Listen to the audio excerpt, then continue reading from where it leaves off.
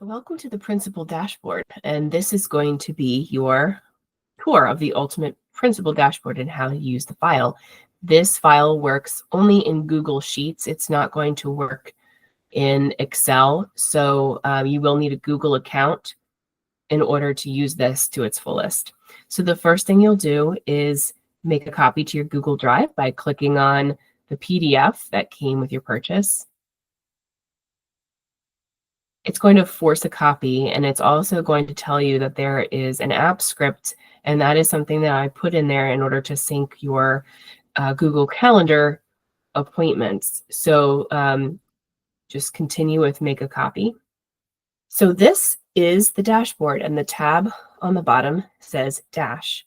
Now, the rule of thumb in any spreadsheet I create is that if the cell has color in it, don't edit the cell. So this dashboard is not meant to be edited. It's actually dynamic, and it's pulling information from other parts of the spreadsheet. The only piece that's editable on the dashboard is the quick links. So you will notice that you are getting a bunch of freebies here that you are welcome to copy. So for example, if you want to keep a running weekly memo for your faculty on your shared Google Drive, this is one that you can just make a copy of and link it into your own dashboard.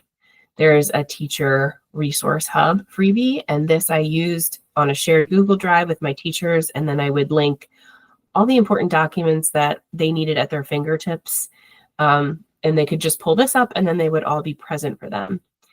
There was a Principal Monthly Parent Communication Planner, which actually this is like monthly communication that you might send in an e-blast. This is like a comprehensive plan for once a month versus a weekly reminders that you might send parents in smaller emails. And then there's also an incident report form template. That was something I like to have at my fingertips in case something happened that you are welcome to also make a copy of. So I'm going to start on the left-hand side. First of all, you will pick the month and then the year that you want to look at. So I'm in November of 2025, and that's just simply because I know that things will populate as my sample. So on the left-hand side, you'll see staff birthdays. So where do you go to find staff birthdays? Well, it's the last tab in the file. Click on birthdays. You can edit anything in this table. And so when you put the birthday in here, this pivot table will automatically organize the birthdays for you by month. And that's just so that you can see them in preparing for celebrations.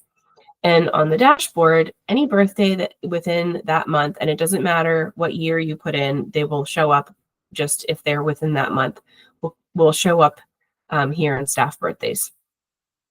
Observation schedule. This is, you can change these drop downs, formal, walkthrough, other, just by clicking the edit and make them whatever you want. You can add the date in which they're scheduled or already took place, the time that they were scheduled or will be scheduled for, and then also you can link files in here of the results of those observations if you want. If you are familiar with Google Chips, that's how you get the title of that. On the right-hand side, do this month. This comes from the Tasks tab, and this has a Gantt chart if you're into that kind of thing. If you're not, you can ignore it. But when it's based off of the due date, so that's what will populate in the dashboard. And what will populate is this column B, tasks. So you can put anything you want in the table.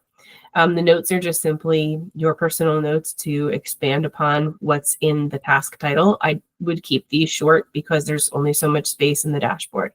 And you'll see that they'll show up in the range of the start and due date on the calendar that's across the top. And the colors will change depending on where you are. So if I click done, you'll notice that the color will change. And that will populate again right here, due this month. Also, you'll notice that some of these boxes turned yellow, and that is because I put an event or observance in the events tab. So There's only room for a very short title here, and these are things that you just want to bring your attention to, so it's not going to have room for every different celebration that you might have that day. So that's why in service / no school is a title that works the best. And you'll put the date in there with the correct year and populate this for your school year. And those things will show up again, and it'll turn this green tab here yellow.